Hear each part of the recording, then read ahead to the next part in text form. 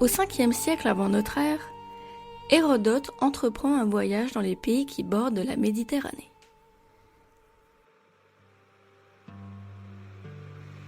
Alors qu'il est en Égypte, devant le fleuve gigantesque qu'est le Nil, une question le taraude.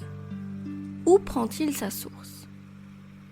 Il interroge alors plusieurs personnes à ce sujet. Le voyageur grec relate son passage en Égypte dans le 2e livre de ses enquêtes.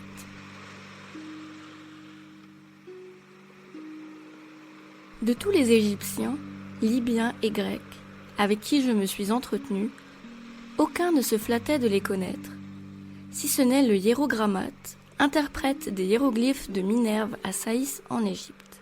Je crus néanmoins qu'il plaisantait, quand il m'assura qu'il en avait une connaissance certaine. Il me dit qu'entre Syène, dans la Thébaïde, et Éléphantine, il y avait 2 montagnes dont les sommets se terminaient en pointe. Que l'une de ces montagnes s'appelait Crophi et l'autre Mophi. Les sources du Nil, qui sont de profonds abîmes, sortaient, disait-il, du milieu de ces montagnes. La moitié de leurs eaux coulait en Égypte, vers le nord, et l'autre moitié en Éthiopie, vers le sud. Hérodote se lance à son tour dans la quête des sources du Nil. Après 4 mois de voyage, il dépasse Éléphantine et arrive en Éthiopie, mais il n'ira pas beaucoup plus loin. Il conclut son exploration avec ces mots. Le fleuve vient de l'ouest et du couchant. Au-delà, personne ne peut rien affirmer, car les chaleurs torrides font de ce pays un désert.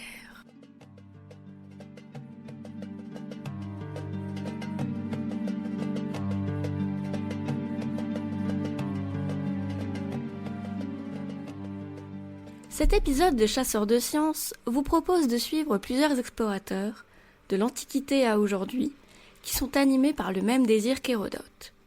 Résoudre un mystère qui dure depuis la nuit des temps. Où le Nil, fleuve le plus long du monde après l'Amazone et artère vitale des pays qu'il traverse, prend-il sa source ? Une question qui paraît simple, mais qui a mis à rude épreuve la santé et le courage des femmes et des hommes qui ont tenté d'y répondre. Terrain impraticable, confrontation avec des tribus parfois belliqueuses, blessures et maladies ne les ont pas fait reculer. Tous ont connu un bref moment d'extase en croyant avoir découvert l'origine du Nil, jusqu'à ce que quelqu'un d'autre aille encore plus loin. Même la dernière expédition de 2006 n'est pas parvenue à trancher la question.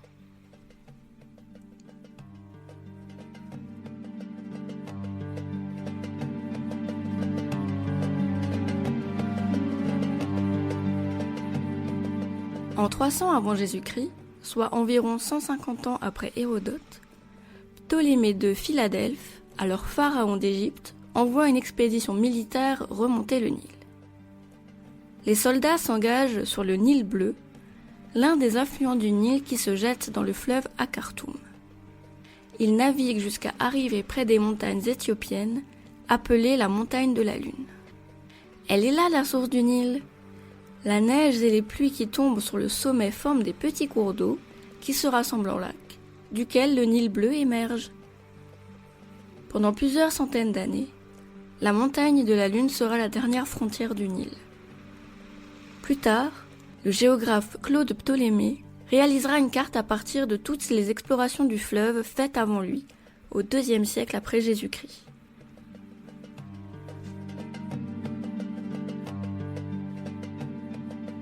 Voilà le mystère des sources du Nil résolu ? Eh bien, pas vraiment. En Europe, on ne sait pas grand-chose de la géographie de la région, et la carte de Claude Ptolémée reste encore la référence. Mais au XVe et au XVIe siècle, des voyageurs à destination de l'Éthiopie vont plus loin, ils remontent le Nil bleu et dépassent le lac Tana jusqu'à la source de ce bras du Nil.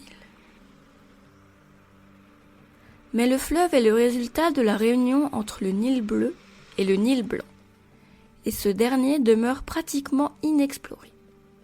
Au XIXe siècle, la Société royale de géographie d'Angleterre envoie une expédition pour explorer l'Afrique centrale.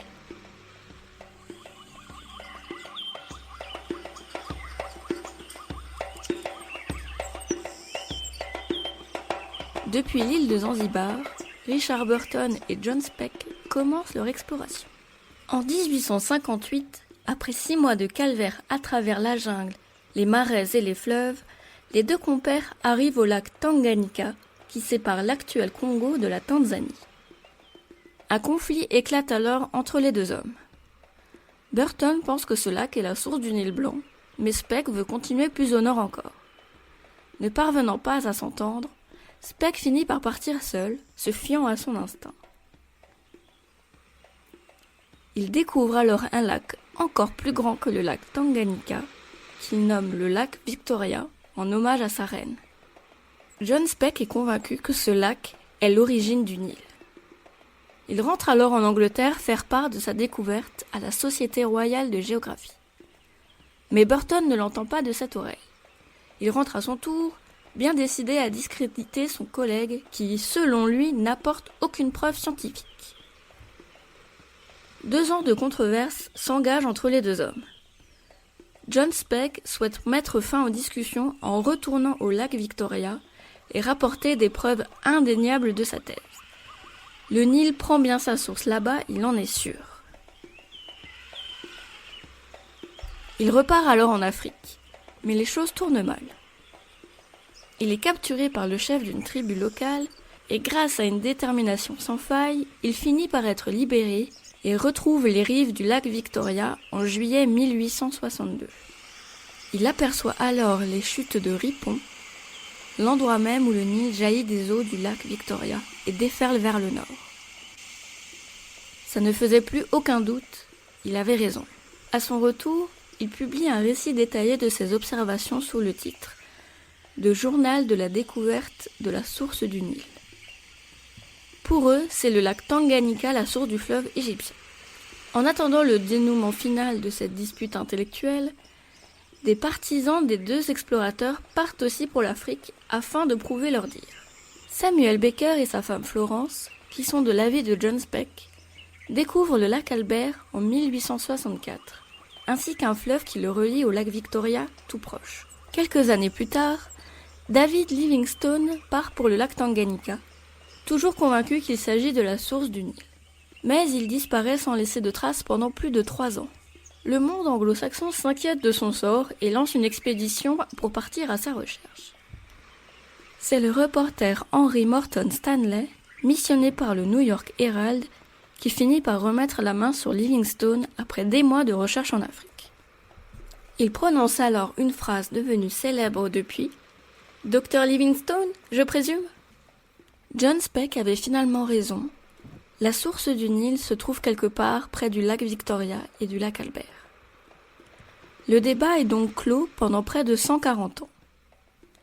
Mais c'est sans compter un groupe de têtes brûlées qui remet la question de la source du Nil blanc sur la table. En 2006, une équipe d'explorateurs anglais et néo-zélandais un peu fous se lance sur les traces de leurs aïeux. Leur objectif est de mesurer la longueur exacte du Nil en partant de son delta qui se jette dans la Méditerranée jusqu'à sa source la plus lointaine connue. L'expédition doit durer environ une dizaine de jours. L'équipe part le 20 septembre 2005 près d'Alexandrie dans des petits canots pneumatiques. Si le début de l'aventure est plutôt calme, les choses se compliquent au Soudan. Les rapides du fleuve secouent les explorateurs dans tous les sens. Mais ce n'est pas l'épreuve la plus redoutable qu'ils aient à affronter. Plus au sud, ils rencontrent les marécages. Depuis leur embarcation, ils ne voient que des plants de papyrus hauts de plus de 4 mètres. À chaque remous dans l'eau, ils redoutent la présence d'un crocodile ou d'un hippopotame qui ne ferait qu'une bouchée de leur radeau pneumatique. Mais ce ne sont pas les animaux sauvages de la région qui vont causer leur perte, mais des hommes. En novembre 2005, leur convoi est attaqué par des rebelles ougandais. L'un des membres de l'équipage décède et les autres sont sévèrement blessés. L'expédition s'arrête net. Elle ne reprend que 4 mois plus tard, en mars 2006. Les explorateurs parviennent finalement à la rivière Rukarara, à l'ouest du lac Victoria. Mais la rivière n'est plus assez profonde pour porter leur bateau pneumatique. Ils continuent alors à pied. Le 31 mars, après une marche éprouvante au cœur de la forêt de Nyungwe au Rwanda, l'équipe s'arrête soudainement. Devant eux, un minuscule filet d'eau jaillit d'un trou vaseux à 2248 mètres d'altitude. Ce maigre serpent d'eau est la finalité de leur expédition dantesque. Selon eux, il s'agit de la source la plus lointaine connue du Nil. Ainsi, le deuxième fleuve le plus long du monde mesure 6718 km au lieu des 6671 km admis auparavant. Alors l'histoire des sources du Nil touche-t-elle à sa fin? La réponse est peut-être décevante, mais non, pas totalement. Les experts du fleuve ne sont pas convaincus par la trouvaille du groupe parti en 2006. Le Nil est un fleuve complexe, alimenté par de nombreux affluents qui prennent leur source dans des pays différents. Ainsi, la réponse à la question posée par Hérodote durant l'Antiquité, et d'autres bien avant lui, tient autant de la géopolitique que de la géographie. Chaque pays souhaite disposer de la source du fleuve qui nourrit, abreuve et aussi transporte les 100 millions d'êtres humains qui vivent autour de ses rives.